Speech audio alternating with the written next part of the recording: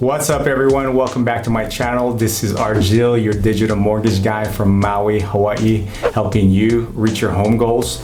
If this is your first time tuning in, thank you and welcome. I'm shooting this video because millions of Americans have finally received their stimulus check via direct deposit this past week. If you're one of them, congratulations. This check is part of the $2 trillion CARES Act that President Trump signed into a law late last month in March, which is intended to provide financial relief as a result of the COVID-19 crisis that we are all facing right now. The legislation states that the IRS has until the end of 2020 to make sure that these payments reach everyone who is eligible to receive them. Most people will receive the money via direct deposit, provided that they have direct deposit on file with the IRS, but if not, they can still get paid, but it will come via paper check. And as we all know, waiting for a check in the mail can sometimes take a while, right? So just hang in there. So what should you do with this money when it comes in? Well, that's the focus of this video today, so stay tuned.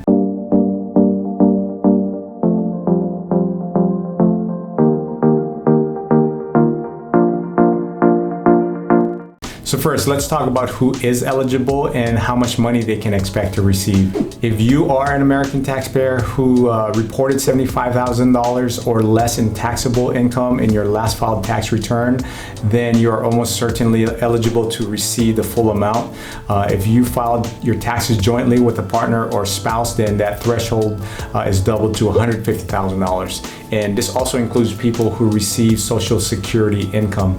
So single filers who earn $75,000 or less will receive the full $1,200. And if you are married who filed jointly and earned $150,000 or less, then you'll receive $2,400. In addition, you will also receive $500 for each qualifying child that you have. So for example, if you're a married couple who filed jointly and you have 2 children and your reported income is $80,000, then you will receive $3,400. That's $1,200 for each partner plus $500 for each child. However, if you reported between $75,000 to $99,000 in taxable income as a single filer, or between $150,000 to $198,000 if you're married filing jointly, then you are still eligible to receive a check, but the amount you will receive will be $5 less for every $100 that you exceed the $75,000 as a single filer or exceed the $150,000 as a married couple. This means that you won't receive a check at all if your reported income is above $99,000 if you're single, or above $198,000 if you're married. I hope I didn't lose you there, but if I did, you can check on the status of your payment by going online to irs.gov/coronavirus/getmypayment. The link will be in the description below, so make sure to go check that out. If you didn't file your taxes in 2018 or 2019, you should consider filing immediately. Now, before I go over the 3 ways that you can use this money, please make sure to assess each and every one of them based on your own personal financial needs and adjust accordingly, because at the end of the day, it's your money and you can do whatever you want with it. So I just want to make sure that anyone watching this video understands that they can decide to whether to follow these suggestions or not. Okay, so what should you do with this money when it comes in? Well, the first suggestion I have would be to pay critical expenses first. Your housing expense should be at the very top of that list, because housing is one of the largest and most important expense for most households, because you need a place to live. Now, under normal circumstances, failing to pay your rent or your mortgage could result in eviction or foreclosure. However, most states have put an eviction freeze or foreclosure moratorium in place just to protect both renters and homeowners.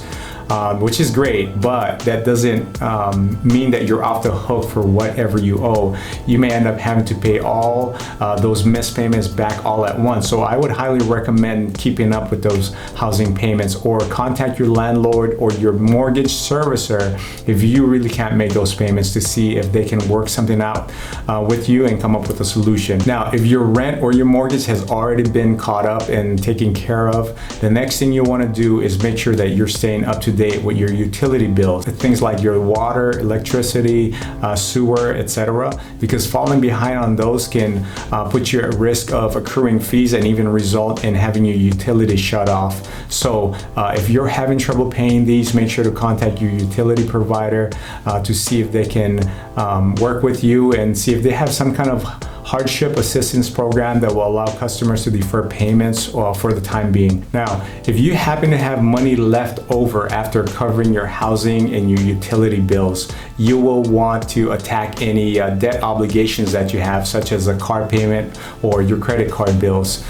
Your car payment should also be high up on that priority list, because missing a car payment could result in repossession, and that is not something that you want to happen to you. Even at a time when people aren't driving and using their cars as much due to the orders for people to stay home, you just don't want to be caught without transportation for any essential errands, or especially when it's time to go back to work. So for that reason, do your best to stay on track with your car payments, or work with your auto loan provider to discuss your options if you're not able to make those payments. And as for credit card debt, it's important to pay at least the minimum payment required. Otherwise, your credit could be negatively impacted and you may end up owing unnecessary fees and extra interest. If you absolutely cannot make those payments on time, contact your card issuer right away, because most major banks are allowing borrowers to defer card payments for the time being, and are also refunding certain fees and altering minimum payment requirements. Again, make sure to contact them to discuss your options in detail.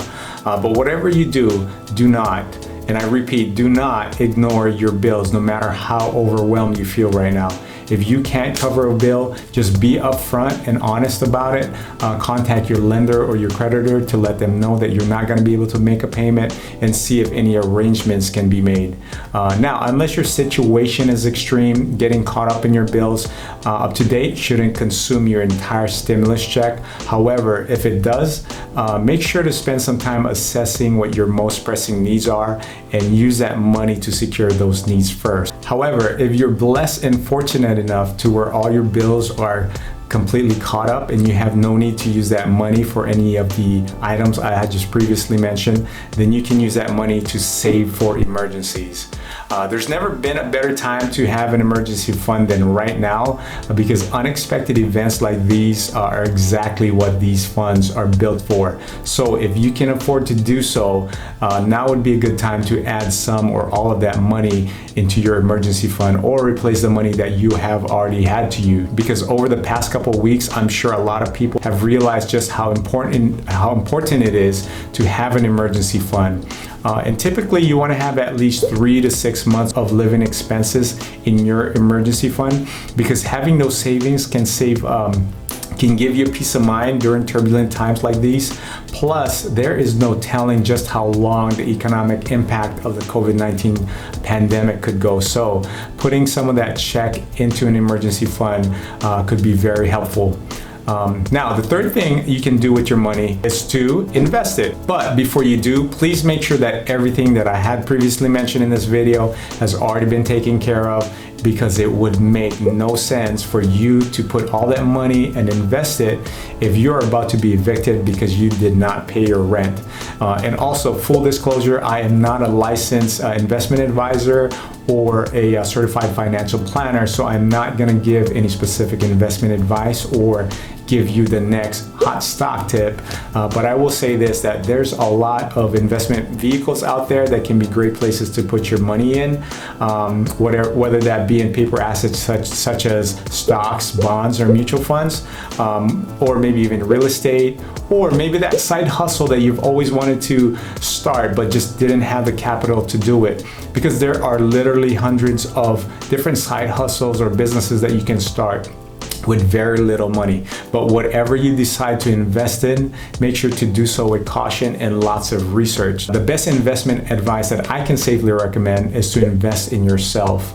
And you can do this in a variety of ways. You can invest You can invest it in your education by taking a class or a workshop.